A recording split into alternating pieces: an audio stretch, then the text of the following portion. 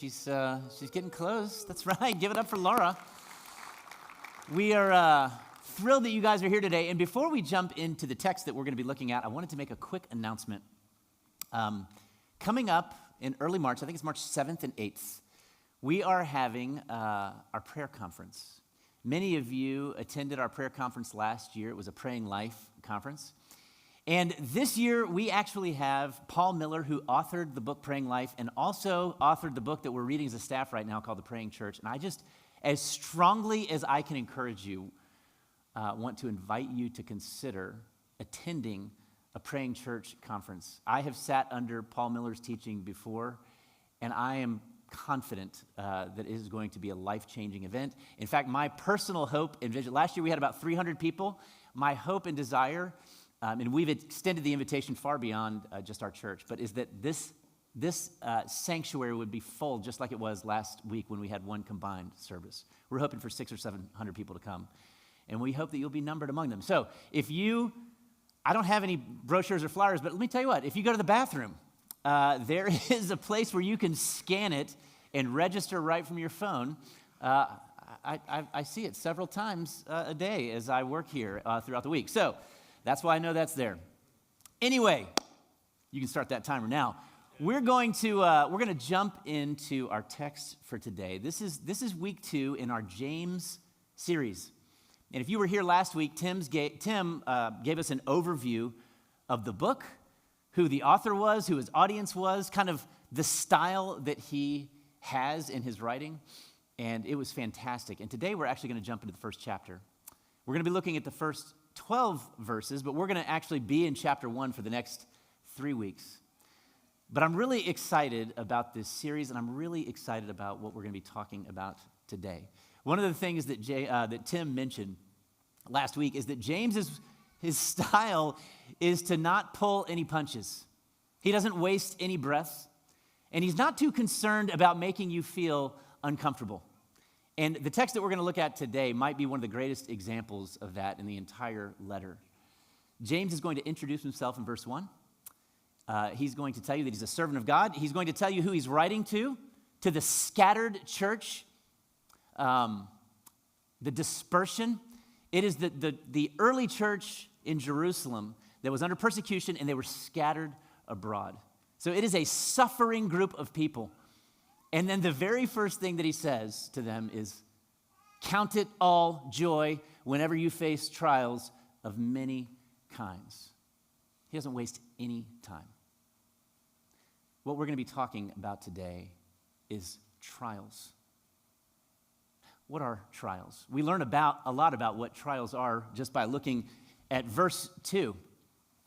That Greek word for trials, it means a hardship or an adversity by implication. But the literal meaning of the word a trial, it is a putting to the proof. Not putting like P-U-D-D-I-N-G, but a putting to the proof. It is a proving event in your life. In fact, maybe you hear the word trial.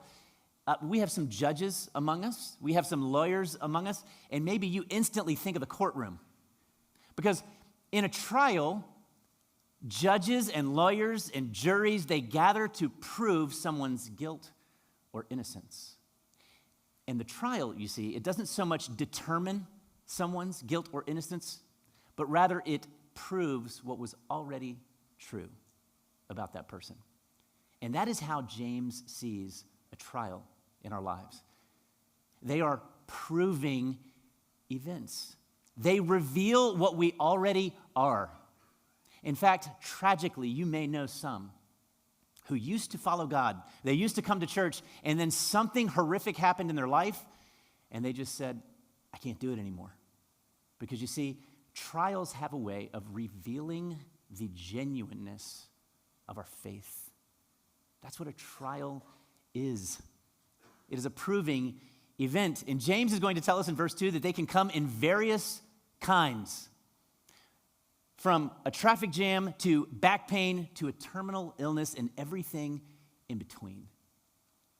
There are many kinds of trials. In fact, James is going to say not only are there lots of different kinds of trials, he's going to tell us that they are inevitable. Notice he does not say if you fall into trials, but when you fall into trials. And my encouragement to all of us this morning is, if you are not in the midst of suffering this morning, it is coming for you. It is just part of being a human being alive in a fallen and broken world. And in fact, the word that he uses to describe how we kind of stumble into trials, he says we meet various trials. And that word for meet is actually to fall into something that is all around you. It's the same word that is used in describing what the Good Samaritan experienced when he fell among thieves and he was robbed and he was beaten and left for dead.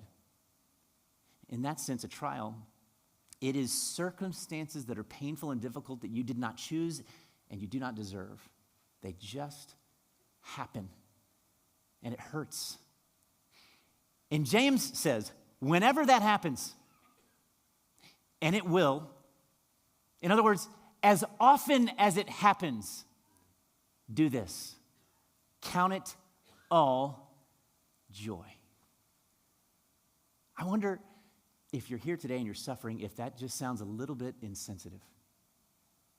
I mean, James is writing, remember, to a group of people who are deeply suffering. They have lost home, possessions, a sense of community and place in this world. Many of them had lost loved ones. They were deep in suffering. And James says, enjoy it. Is that what he says? Is that what he means? Is James advocating for a kind of plastic Christianity? This hollow sort of smile and pretend it doesn't hurt Christianity? Like you stub your toe and go, thank God, thank you, Lord. Or when you get in an accident, you just pretend that it doesn't frustrate you. See, that's called denial. And it's not what James is talking about here. He is not inviting us to plaster a smile across our face and pretend that suffering doesn't hurt. That's not what he's doing. But, to be honest, denial, it is a chosen strategy for many of us when we meet trials of various kinds. It's not what James is advocating, but it is, whether it is a conscious decision or a subconscious defense mechanism, for many of us, it is what we resort to when hard things happen. We pretend it isn't hard. It's okay. It's going to be okay. We get the diagnosis. It's going to be fine. That is not what James is advocating. The second thing that he is not advocating is determination. That we pull ourselves up by our bootstraps and we just tough it out. That we would look our suffering in the face and say, I can manage this. I have what it takes. I will figure it out. I will do the research. I will overcome. He's not talking about determination, and he's not talking about denial. Because both of those strategies, do you know where they lead? Despair. And here's why. Because denial, ignoring your pain, it only works for so long until your pain becomes so loud it's all you can think about, hear, or feel. And determination, it may work a little bit longer, but eventually you will meet a trial over which you have zero control, whether it is a relationship that you can't fix or a disease for which there is no cure. And I don't share that lightly because I know some of you sit in this room today with that fate hanging over your head. See, both denial and determination eventually end in despair. And so how is it that James can say, count it all joy? What is he talking about? When he says count it, that word is often translated consider. It's one of Paul's favorite words. What it means is to command or to lead. And here's how Paul uses it. In Philippians 3, he says, whatever is to my profit, I now count it all loss for Christ's sake. What is more, I count everything a loss compared to the surpassing greatness of knowing Christ Jesus, my Lord, for whose sake I have lost everything. And then he says this, third time, I count it rubbish. The actual word is dung. I count it as dung in order that I may gain Christ. What Paul is saying here is that to count, something transactional is actually happening. It's not just a mental trick that we do, just smile and the pain will go away. No, he's saying there is something true, and I'm grabbing hold, I'm laying hold of a truth, and it changes my mood, my confidence, my joy. He says it again in Romans chapter 6. In verse 2, he says, you died to sin. How can you live it any longer? And then in verse 11, he says, count yourself dead. If you died, why do you need to count yourself dead? Because sometimes we need to remember who we are. And that is precisely what James is doing here. In chapter 1, verse 2, he says, count it all joy. Which, by the way, it means all of it is joy. Not like it's mostly bad with a silver lining, but it's all joy. It's all for your good. Count it all joy. And then he says in verse 3, for you know. In other words, the way to count something joy, the way to turn your suffering to joy is to know something. And James is going to tell us three things in this passage that we can know, that we can cling to, that will convert our pain into joy. Not a kind of surfacey level happiness, but a deep level, abiding joy in the midst of real hurting pain. And here's the first thing that he says, looking at verse 3. He says, for you know that the testing of your faith produces steadfastness, and let steadfastness have its full effect, that you may be perfect and complete, lacking in nothing. James says that this trial, he says, here's what you know about it. That the testing of your faith, which is what a trial is, it is a proving event. It is showing the genuineness of your faith. He says that produces something called steadfastness or endurance. And he says, let that finish its work so that you become something. And here's what he says we become in the furnace of trials. He says, you become perfect. Now, he does not have in mind sinless perfection, but what he means is this. He describes it actually in the positive and then in the negative. He says, you become perfect. And then he says, complete, a sense of wholeness. And then secondly, lacking in nothing. You are whole and you lack nothing. Paul says that one of the reasons we can grab hold of joy is because of the truth of what suffering turns us into. In fact, suffering is not just a proving event, it is a purifying event. I would put it this way, it makes you more of what you already are. Have you ever seen gold ore? Do you know how to turn it into pure gold? See, gold ore looks like a rock with some shiny flecks. Do you know how to turn it into pure gold? You turn up the heat, and all the impurities and the imperfections and the dross melts away until you have something that is pure and solid. It's not that it became something different. It became more of what it already was. And that is precisely what happens in the furnace of trials. You become more of what you already are. That's the first reason you can lay hold of joy. And you become, he says, perfect. You become someone who has everything he or she needs, who lacks nothing. By the way, do you know that this is what every single one of you want, myself included? See, this is whether you're here today as a visitor. Maybe you don't even believe in God, but I can tell you what you want. You want to be someone who lacks nothing. See, you might be sitting here thinking, I want $1 million. I want to not be lonely. I want a spouse. But you see, what you're not after is that stuff. What you're after is what you think that will purchase you. And what James is telling us here is that there is something that the furnace will purchase for you that $1 million cannot. That you would be someone, that you would be produced into someone who, no matter what life throws at you, Christ is enough. In fact, the promise here is that you will be made to look more like Christ himself. You know, one of the most misused encouragements for people who are in suffering is Romans 8:28. Do you know that verse? For in all things we know that God is working together for the good of those who loved him and are called according to his purpose. And that is true. In everything that you and I experience, we can cling to the fact that God is working in the midst of it. But here's how it's often interpreted. Therefore, it means that God is going to take away the pain. He's going to fix my present circumstances. I lost a job, he's going to give me a new job. I lost a relationship, he's going to give me a better relationship. I am struggling financially, he's going to bless me with riches. And that is not the promise. Because verse 29, which it must be read with verse 28, and here is what it says.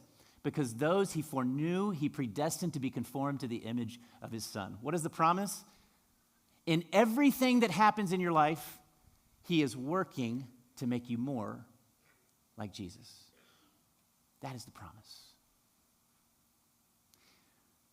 We can cling to joy. We can count it joy. Number one, because of what the struggle will make of us.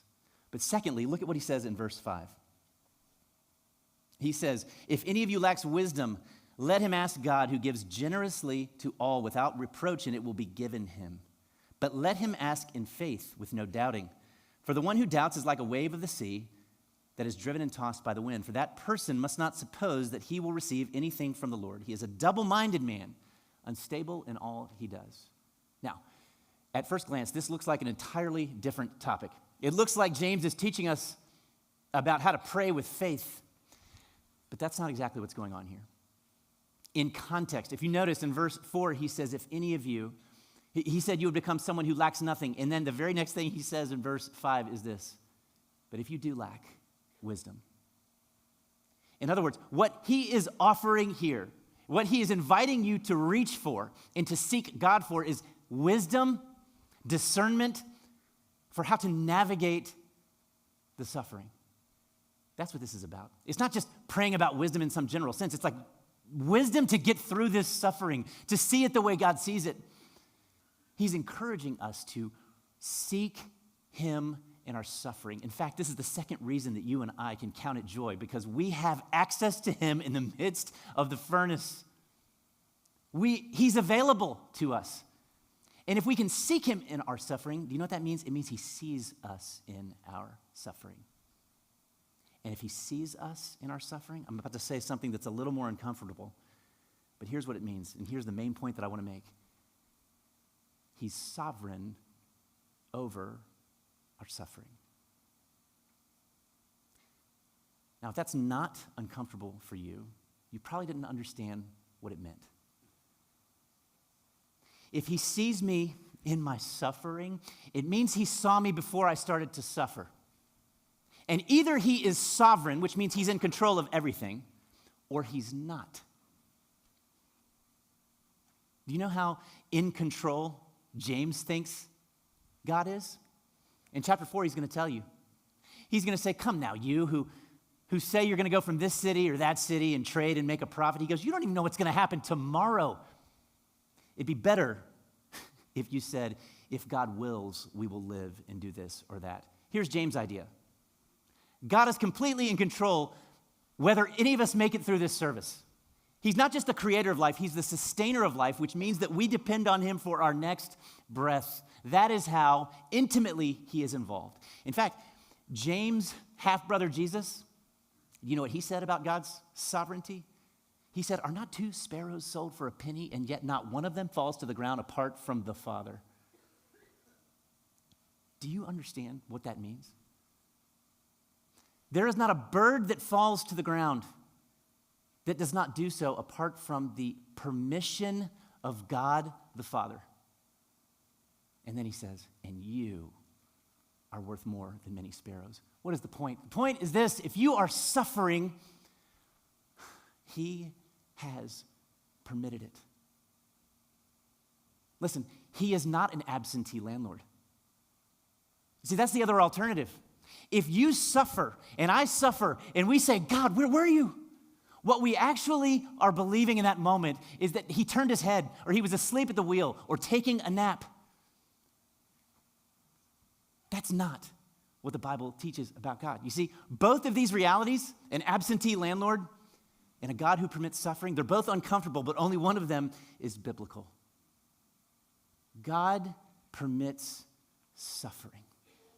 And the reason we can count that as joy is that if he has allowed it, he will use it. As Romans 8:28 says, for my good and for his glory.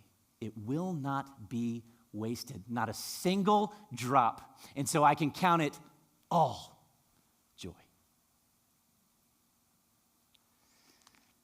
But then, starting in verse 9, he says something else. And this, again, seems like a complete change of subject. He says, let the lowly brother boast in his exaltation. James here is going to use a living illustration for the Jewish dispersion for what they're going through. They are economically destitute. They are poor. They don't have enough to survive, along with all the other trials that they're facing. And he says, let the poor brother glory in his exaltation. That's essentially what he says. Which is essentially what he says in verse 2. Count it all joy when you suffer. This is an example. He's giving them an example from their life. He's like, this is where you are, and I'm going to put rubber to the road. This is what it means. You are struggling financially.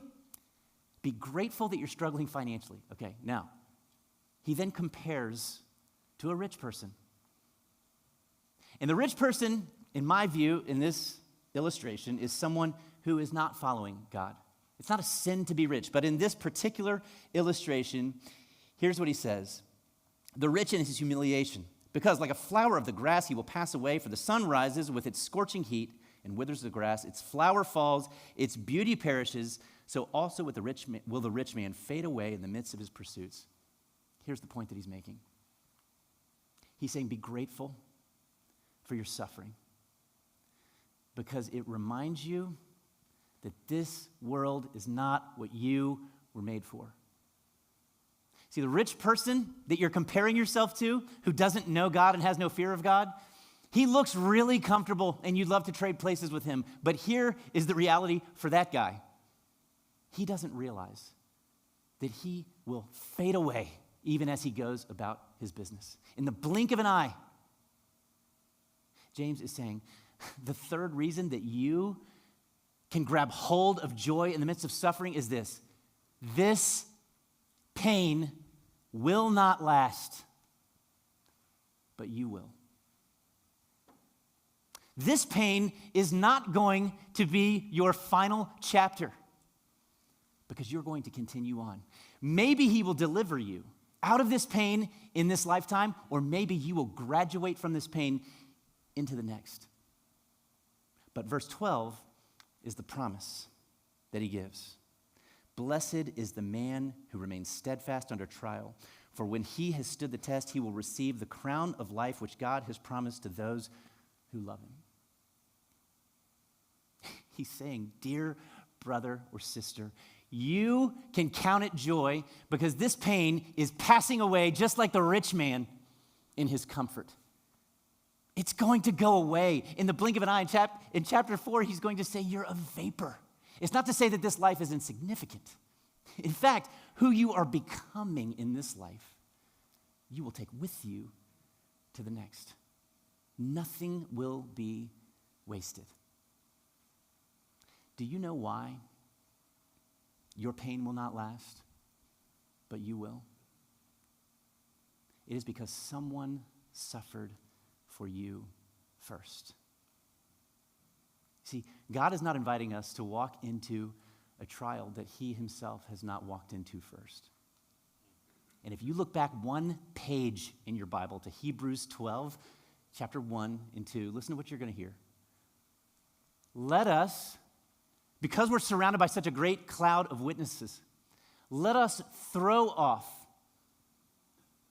everything that hinders and the sin that so easily entangles, and let us run with perseverance the race marked out for us. There's a race marked out for you. And it may involve hardship. In fact, it will. That is a promise. But in that race, here's what he says to do. Fix your eyes on Jesus, the author and the perfecter of our faith. And then listen to this. Who for the joy set before him. Do you hear what Jesus did? He counted it all joy. He was assigned a cross.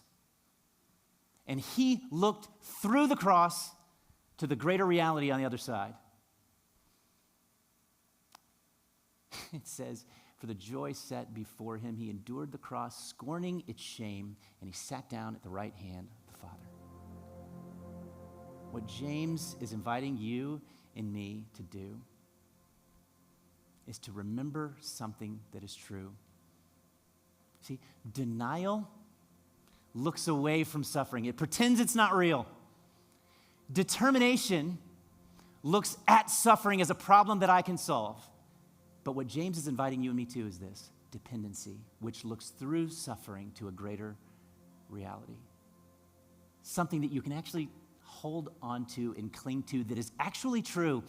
And to the degree that you and I believe it, it transforms us. It makes us into something or someone that looks a little bit more like Jesus every single day. And then one day, we will be face to face with the one who suffered for us first. And in his presence, there will be fullness of joy. See, it is a promise. This is not just some mental trick. It is something that James is inviting us to lay hold of and to sink our teeth into because it's the truth. If you're suffering today, know that you are not alone. Know that he has permitted it. And because he has allowed it, he will redeem it and use it to make you look like his son. Would you pray with me? Father, we thank you for this hard but true reality that you're a God who sees everything, and in your sovereign wisdom, sometimes you allow things that we would never choose for ourselves. And it's not punishment, but Lord, it is permitted. God, I pray that you would give us the gift of steadfastness and that we would let that work finish in us so that we might become perfect, lacking nothing, whole, complete, like Jesus. If you're here today and you would like to be prayed for, we have people that love to do that. It's their calling, it's their ministry. And in the back of the room, there's a sign that says prayer. You can't miss it. There's people back there that would love to pray with you. Or maybe you just need to come and be alone with the Lord to process what he is doing in your heart as you hear these words. And these rails will be available to you. For the rest of us, let's stand and worship a God who is good.